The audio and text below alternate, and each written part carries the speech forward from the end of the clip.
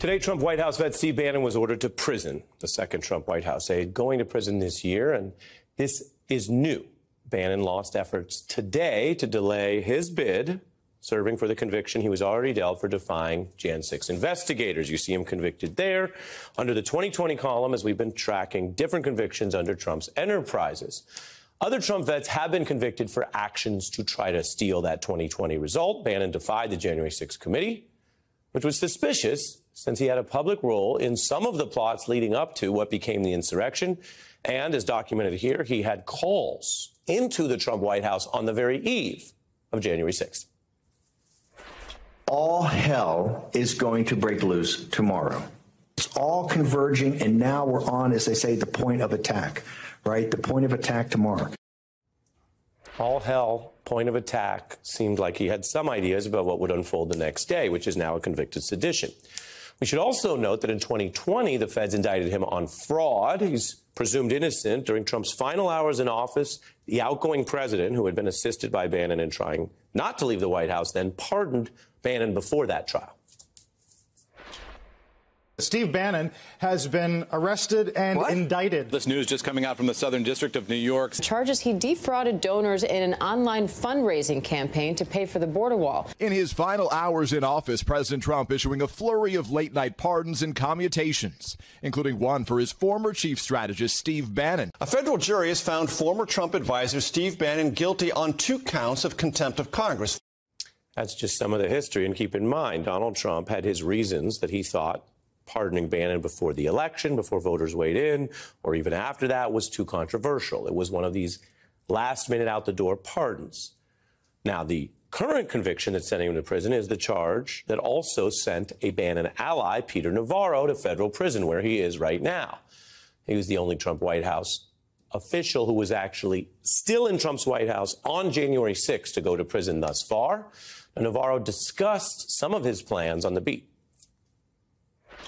The plan was simply this. We had over 100 congressmen and senators on Capitol Hill ready to implement the sweep. The remedy was for Vice President Pence, as the quarterback in the Green Bay sweep, to remand those votes back to the 6 battleground states. Do you realize you are describing a coup? No. Mr. Navarro is in federal prison right now, pursuant to his refusal to discuss those same plans under oath, where there might have been even more liability. Now, Bannon runs this podcast that's become kind of a shadow MAGA a program where would-be Trump administration officials in the second term gather. And we should note he and Navarro discussed their whole advocacy and their explanations of those January 6 plans to overturn Trump's loss. They also touched on what Navarro told me on this program. No, stop.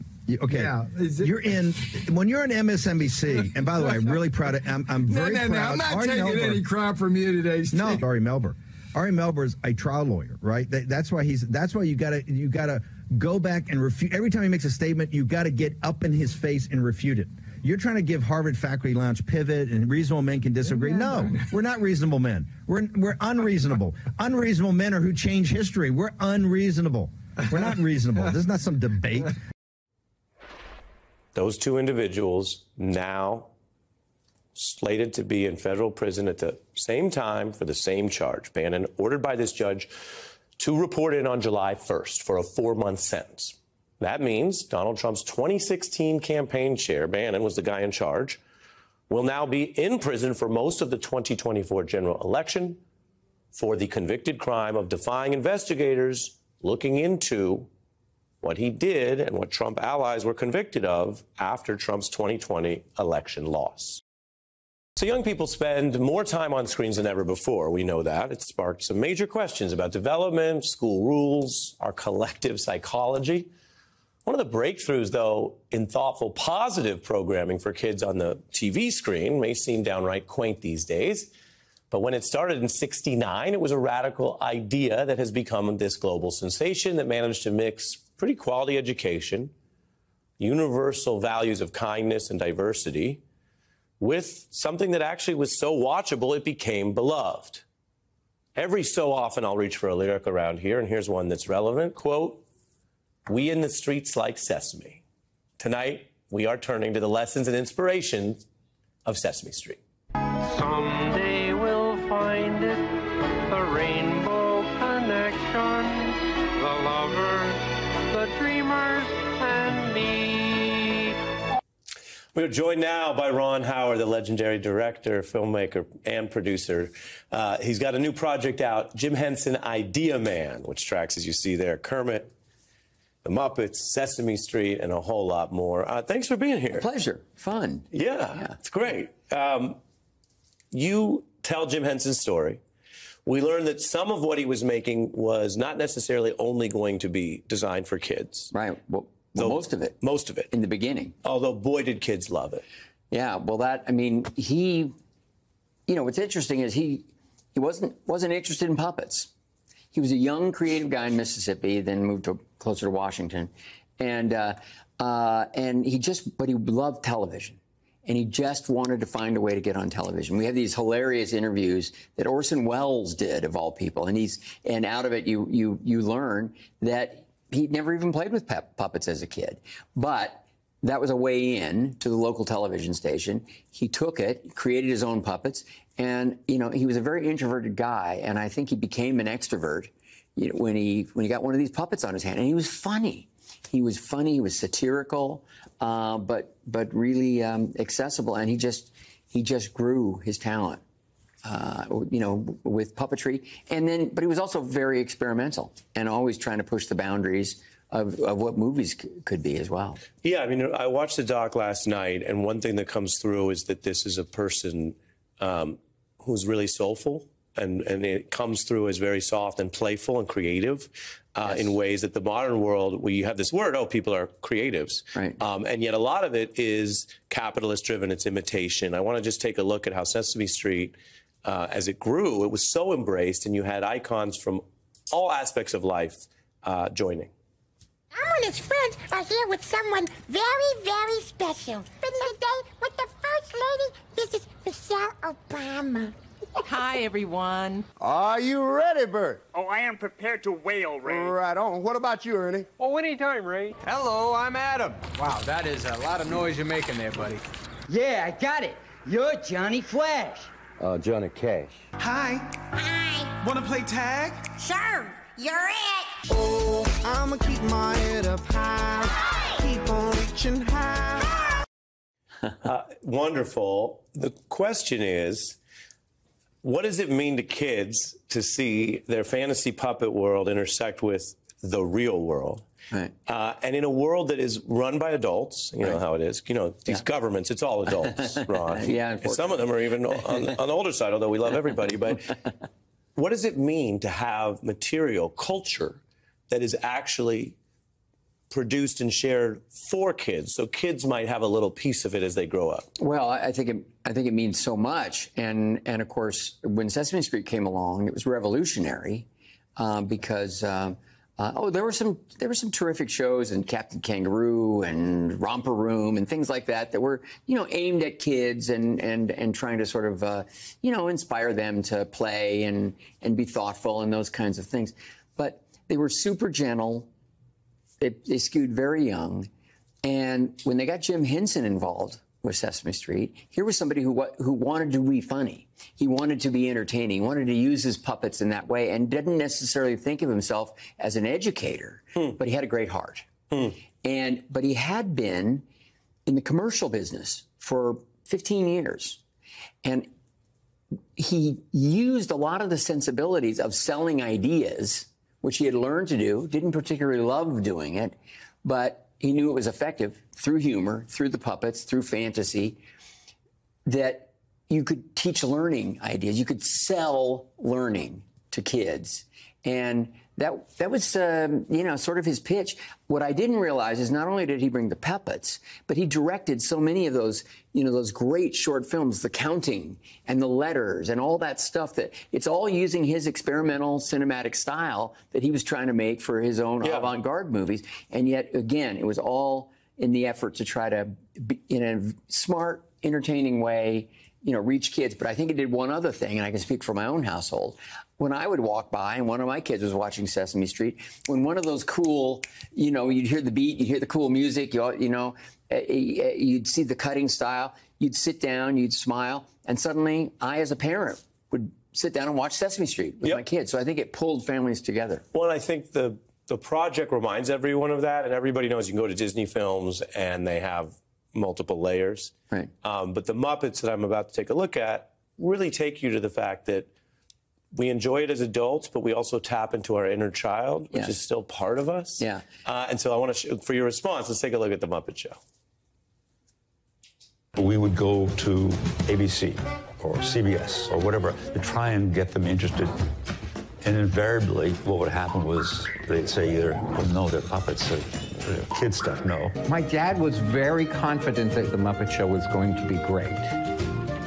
But the effort he had to go to convince the industry was almost superhuman. Why is it important for you to show that path, the early resistance? Well, it was important to show the resistance that he faced throughout. Now, he didn't necessarily, I mean, he would get frustrated by things, but he just kept working.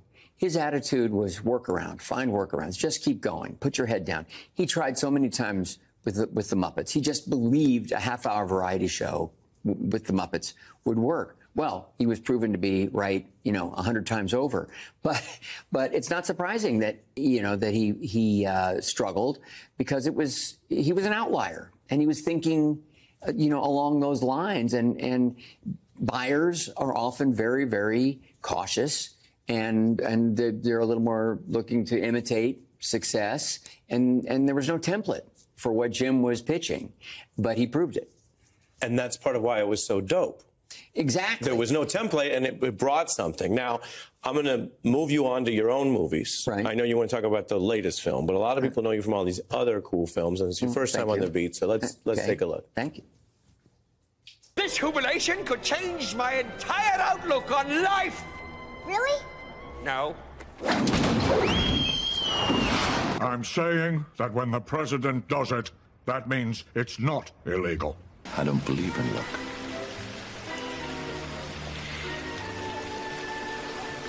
But I do believe in assigning value to things. Do you still have as much fun making movies now as the old days? The industry's under a lot of pressure. We were just talking about that in the break. Well, it's hard. It's challenging. Brian Grazer and I at Imagine, are finding it exciting, because there are sort of more ways to get interesting projects done. And yet, the challenge of sort of getting something greenlit is probably, more extreme than it's ever been. We're having a great run with Imagine. We have a lot of great people that we're working with. But there have been so many times. I mean, it took years to get Friday Night Lights made. Liar, Liar. There's a movie that you would think would be a kind of a no-brainer. Is that a Trump film? That was no, okay. That took 12 years to get made. And so it's taken America. It might take America 12 years. Well, wow, the hits just keep coming. I'm not going to be casting. I'm hoping that Trump turns into a musical, not a dark. I'm not going to be casting any of your comedies, but that's okay. I have a news day job. You mentioned Brian Grazer. Yeah. You're here on the Summit series, where we talk to people at the summit of their fields. Oh. So if somebody's watching, why are the Muppets on the news? It's partly because, I keep it real, and be honest. Probably because we wanted to talk to you. Well, thank you. And they said, you want to talk to him? You got to talk about the Muppets. And I said, okay, that's a deal we could do. Muppets are very worthy. But with 2 minutes left before we go to Joy Reid, I did want to play your colleague, who you just name-checked, Brian, was also on this Summit series. You guys have done these amazing films together. And so here's some of what you haven't seen this, right? No, I have not. All right, here's what he said about you. He's so gifted as an artist at creating multiple, three-dimensional characters, so that because he himself it inflates people, makes them feel better about themselves. I think we're the longest partnership in Hollywood history, actually. It's been it's like 40 years. Do you think about it that way, that you're not just doing your work, which has some talent or technical aspect, but he says you're inflating, almost belarging people? I'm just fascinated by people. And it's what fascinated me about Jim Henson and his journey, along with his wife, Jane, and his family, and all of his collaborators. So I look at every story. It can be action, it can be comedy, it can be fantasy, but I'm always most fascinated by what's the journey and what's going to be relatable. And back to Jim Henson, I think the reason he's so well remembered is satire, comedy. He's showing a mirror to us and making us realize just how silly we can be sometimes. I mean, he's using those characters. But I think Brian's right, by the way. I think we are the longest partnership in Hollywood. And that's pretty cool. It's still going strong. Final question is the shortest. Right. Are you more Kermit or more Miss Piggy? Oh, no, I'm Kermit. I'm Kermit. Kermit all the way. Yeah. Jim Henson, you know, that was his alter ego. I relate to that. Kermit was, you know, pretty nice guy trying to make sense of a bunch of crazies around him. I feel like I fall into that category. And don't we love Kermit because we see him going through it sometimes? Yeah, getting frustrated and losing it. Yeah. He doesn't always say the nicest thing, but his heart's in the right place, isn't it? I think so. Yeah, me too. I love it. I hope you come back. Ron Howard here on our Summit Series. The film, Jim Henson, Idea Man, is out. Now streaming, where else? On Disney+.